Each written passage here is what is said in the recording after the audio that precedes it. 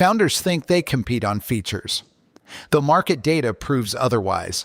Shopify loses 66% of users in year one, yet wins by focusing on gross merchandise value. Selling higher-level needs makes lower-tier tech obsolete. Consequently, I built my entire software career targeting these exact buyer ambitions. Here's the conversation Tim and I recorded for you today. Tune in, listen up, it's marketing time. Bright ideas sparking, blowing your mind. From strategies to big exact dreams, catch the buzz and join the execution. Marketing Convo.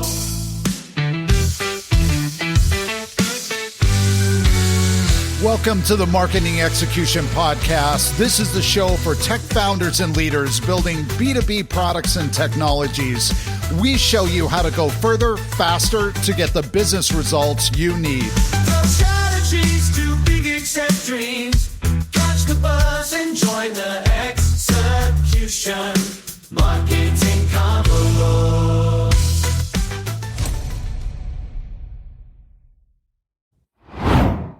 Mark, I was thinking about the concept of competition the other day, specifically how founders define it. You see these pitch decks where they list 4 or 5 direct rivals in a grid, right? But I stumbled onto this idea from Jason Cohen about the needs stack, and it made me realize most founders might be looking at a completely different map than their customers are actually using. Oh man, you are hitting on something huge, the needs stack. It is one of those frameworks that once you see it, you can't unsee it. Most people think they're in the business of selling a tool, like I am selling a server or I am selling a website builder. But the customer, they don't want a server. They want the thing the server enables, which is a website. And they don't even really want a website. They want the thing the website gets them. Right, like this guy in the example I saw. He starts by looking at AWS for infrastructure, but his actual goal is a book deal? That is a massive gap. How does a founder even begin to bridge that? Okay, so here is the secret. You have to map the vertical layers of what the customer is actually trying to achieve. There are 3 big insights here that we should unpack. First, there is the disruption insight. Basically, a higher level product makes the lower level product obsolete. Second, there is the trade-off pattern. As you move up the stack, you get more speed but less flexibility. And third, how this actually dictates whether you should sell features or benefits. Seriously, this changes everything for the Marketing Execution Podcast listeners. Wait, back up to that first one. If I'm building a higher level solution, I'm making my competitors irrelevant? Not just better than them, but literally invisible? Exactly. Think about it. If that guy you mentioned in your example wants a WordPress site, he could go to AWS, spend hours configuring a server, setting up a database, or he could go to a managed host. I heard of a company once that just offered a one-click WordPress setup. By moving one level up the stack, they didn't just compete with AWS, they can make AWS disappear from your guy's world. He would never even see the cloud infrastructure market because his need was met at a higher level. But isn't that risky? If I'm a founder and I move up the stack to make things easier, don't I lose a ton of power users? Well, yeah, and that's the second point, the trade-off pattern. It's like a law of physics for SaaS. Total flexibility is at the bottom of the stack. Think raw code or raw servers. Total speed to the goal is at the top. If you look at something like Substack, it's way higher on the stack than a custom WordPress site. You can't change the fonts easily, you can't customize the layout much, but you can start building an audience in 5 minutes. So the higher you go, the more opinionated the software has to be? Yes, precisely. You're trading away the how to give the customer the why faster. The mistake founders make is trying to be both. They want to be the easiest tool at the top of the stack, but they're terrified of losing the customizability at the bottom. You can't have both. If you try to give them every knob and dial, you're just moving yourself back down the stack where the big, scary infrastructure players live. That explains why some tools feel so cluttered. They're suffering from an identity crisis in the stack. But Mark, let's talk practically. If I'm a founder and I'm looking at my homepage right now, how does this change my messaging? Everyone says sell benefits, not features, but sometimes I just want to know if the wrench fits the bolt, you know? I love that analogy. Look, if a construction worker needs a 5/16 socket wrench, they don't want a headline that says, "Achieve your dreams of a standing structure." They want to know if it fits the nut. The needs stack gives us a rule of thumb for this. You speak to the features of the level the customer is at, but you sell the benefits of the level exactly one step above them. Wait, just one step? Not the become a world-famous speaker dream at the very top? Right. If you go too high, it sounds like fluff. It feels fake. If you're selling a newsletter tool, don't promise them a private jet. Promise them more subscribers. That's the next level up. Substack does this perfectly. They don't just say, "We have a text editor." They say, "Get paid for your writing." That's one level up from publish a post. It's tangible. It's the immediate why for the what they are doing. So if I'm Shopify, I'm not just measuring how many people opened a store, because that's just my level. I should be measuring, what, the sales they make? Exactly. That's why Shopify focuses so much on GMV, gross merchandise value. They know that if their customers don't sell anything, the product failed, even if the website stayed up 100% of the time. They are measuring the success of the next level up. It's the ultimate way to predict churn. If you only measure your own level, you're flying blind to the customer's actual motivation. This is, it's a total shift in perspective. It even gives the team a purpose, doesn't it? Like, we aren't just fixing bugs in a database, we're helping someone get that book deal. It really does. It turns a boring task into a mission. When you identify the upper reaches of that stack, you're finding the human story. I saw a report recently that said mission-driven companies have significantly higher employee retention. This is how you find that mission without it being some corporate values poster on the wall. You just look at what your customer is actually aiming for 3 levels up. But wait, what if the market gets too small as you move up? Is there a danger of niching yourself into a corner? That is the big risk. The higher you go, the more specific the needs become. AWS can sell to everyone because everyone needs servers. A tool for famous keynote speakers can only sell to, well, keynote speakers. But here is the thing. You can charge way more at the top of the stack because you are solving a more valuable problem. It's the classic niche down to scale up strategy. Plus, if you don't move up, someone else will, and they'll make you an invisible commodity. Wow. So we've got the disruption, the trade-offs, the messaging. Mark, this has been incredibly clarifying. I'm already thinking about my own projects differently. Let's pause for a second and talk about what this means for a founder with zero budget. You know, that's really where the rubber meets the road, because understanding the need stack intellectually is one thing, but using it to actually position your product, that's where most founders get stuck. Yeah, and I think part of the problem is they're so close to their own product, they can't see past what they've built. That's it. They're trapped at their own level of the stack. And here's what I wish more founders understood. Your customer is never thinking about your product the way you think about your product. What do you mean? So like when someone searches Google for how to set up a WordPress site, they're not thinking about becoming a world-renowned keynote speaker. They're just trying to get a website up. But that doesn't mean the big, I want to become a really famous keynote speaker dream isn't driving the whole thing. Right. It's operating in the background. Exactly.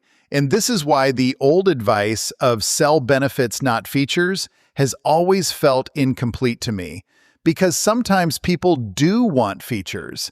An engineer looking for database infrastructure wants specs. They don't want to hear about how it saves time. So, when do you sell benefits and when do you sell features? You meet people where they are in the stack. If they're searching for a WordPress hosting solution, talk about your WordPress features. But then you layer in the benefit from one level up, not 5 levels up. Oh, so not become a famous speaker. That's too far. Way too far. Nobody's going to believe you anyway. But become a popular content creator with our turnkey WordPress platform? That works. It's aspirational, but it's credible. I see what you mean. You're connecting the immediate thing they want to the next step in their journey. And here's the thing that really matters for founders. This framework gives you permission to make everything below your level irrelevant. Like, Substack could never win a feature battle against WordPress. WordPress has way more customization, better layouts, all that stuff. But Substack doesn't try to fight that battle. No, they fight at the build and audience level. And for certain customers, that's the more relevant level. So they can literally say, "We help you build a following," while others just give you a website. And suddenly, all those WordPress features don't matter to a particular audience. So positioning is really about choosing which level of the stack you're going to own. And then making everything below it feel like unnecessary complexity. I know of a company that was selling marketing automation software, very feature-rich, and they kept losing deals to simpler tools. It drove them crazy because their product was objectively better. Let me guess. The simpler tools were operating at a higher level of the stack? You nailed it. The simpler tools were saying, "We help you get more customers." This company was saying, "We help you build sophisticated multi-touch campaigns." And for most buyers, they didn't want sophisticated campaigns. They wanted customers. So the features became a liability. They became a distraction. And this is the part that really matters for early-stage founders. You don't have to build your way up the stack. That's almost impossible anyway. Different product, different business model, maybe even a different brand. So what can you do? You stretch toward it. Content and education is huge. You can't promise results at the next level, but you can help people get there. Guides, templates, case studies. You become a partner in their success instead of just another tool. And that differentiates you from competitors who are just focused on features. It's such a differentiator because most companies are so obsessed with their own level of the stack that they forget their customer has a bigger goal. When you acknowledge that bigger goal, even if you can't fully deliver it, you build trust. This is making me think about how founders should be measuring success too. Oh man, that's the other piece. Shopify is the perfect example. Their product is basically help you set up an online store. But their primary metric to Wall Street isn't how many stores got created. It's GMV. How much money are their customers actually making? Because if the stores aren't making money, they churn anyway. Even though the software did exactly what it promised, the customer got a store, but they didn't get what they actually wanted, which was a successful business. So measuring one level up keeps you honest. And it changes how your product team thinks. It changes everything. Suddenly, you're not building features for the sake of features. You're asking, does this help our customers succeed at their real goal? Okay, so we've covered the why, but how does a founder actually sit down and map out their customers' needs stack? Let's get into the practical side of this. To start, you have to literally draw the stack. Grab a piece of paper and write your product at the bottom. Then ask, what is the layer directly above this? If you sell a CRM, the layer above is not global dominance. The layer above is probably closer to organized sales follow-ups. So you iterate upward one step at a time. It's like a ladder of intent. Yes, don't skip steps. If you are selling an AI coding assistant, the level above is writing clean code faster. The level above that is shipping features on time. The top level is getting a promotion or a raise. Once you have those 4 or 5 layers, you have your roadmap for messaging. Okay, so I have my layers. Now, how do I actually change my website or my pitch? Does the top of the stack become my headline? No, and that is the mistake most founders make. They go straight for the ego at the top. If you sell accounting software and your headline is, "Be a legendary CEO," nobody buys that. It feels fake. The rule of thumb is to sell the benefit from one level up, but prove it with the features from the level you are actually on. That makes so much sense. So if I'm a WordPress engine, I don't promise a book deal. I promise a fast, secure website so you can finally focus on your content. Spot on, Tim. You are connecting the dots. The next step is to look at your competition and see where they are sitting. If everyone in your space is shouting about features at the bottom of the stack, you can disrupt them by simply moving your messaging up one level. Wait, so you can actually win without building a single new feature just by talking about the level above? Yes, because you are making their features feel like chores. Think about how Apple marketed the iPod.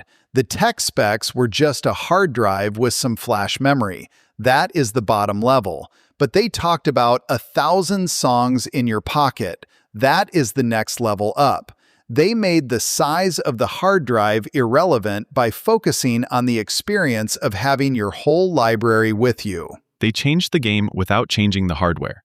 But what if a founder feels stuck at the bottom? Like, what if your product truly is just a utility? Even utilities have a purpose. Look at Shopify. They could just be a tool to put pictures on a website, but they decided to measure gross merchandise value. They track how much money their users actually make. My advice to founders is to find a proxy metric from the level above your product. If you sell a productivity tool, don't just track logins. Track tasks completed or projects shipped. So you are essentially forcing your team to care about the customer's real goal. Precisely, and that leads to the most practical takeaway of all. Use the needs stack to decide what not to build.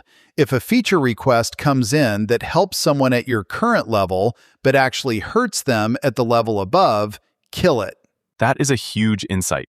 Can you give me an example of that? Sure, using Substack again. Users might ask for complex CSS styling so they can make their newsletter look like a high-end magazine. That helps at the get a website level. But Substack knows that at the build an audience level, simplicity and readability on mobile are what matter most. So they say no to the deep customization because it distracts from the higher level goal of growth. Wow, it's a filter for your entire product strategy. It stops you from building a bunch of junk that doesn't actually help the customer win. It really is. It gives you a higher purpose. When you realize you aren't just selling software, but you are enabling a career or helping a small business survive, the work changes. Your marketing becomes a field guide for the customer's journey. You start writing content that helps them reach that next level, even if your software only does part of the work. Mark, this has been an absolute masterclass. Can you summarize everything we have talked about today so we can wrap this up? To bring it all together, the needs stack is your map for competitive strategy. We started by looking at how a customer doesn't just buy infrastructure. Maybe they want a WordPress site to build an audience so they can eventually get a book deal. Each layer of that stack represents a deeper desire. Remember that products at the bottom offer more customization, while products at the top offer faster results. You have to meet your customers where they are searching, but sell them on the benefit one level higher. If you can make the lower level technical chores feel irrelevant by solving the higher level goal, you win the market. This framework isn't just for your landing page. It is a filter for your product roadmap and a guide for your team. It helps you decide what to build and, more importantly, what to ignore so you can focus on helping your customers actually succeed. That is a perfect recap. Mark, we have covered a lot of ground today, from infrastructure to becoming a famous speaker. After all that, what is the one single thing you really hope people don't forget? Never mistake your product for the destination. Your software is just a bridge. If you stop obsessing over your own features and start obsessing over the level of the stack your customer is actually dreaming about, you will stop being a vendor and start being a partner in their success.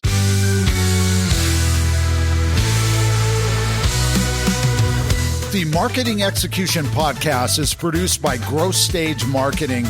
We are on a mission to see your company reach wild success using marketing pods. Too big accept dreams. Catch the buzz and join the execution. Marketing Convo. Thank you for listening and being a part of the marketing execution movement and community. To learn how growth stage marketing clients reach more buyers and drive business impact, go to growthstage.marketing. That's growthstage.marketing.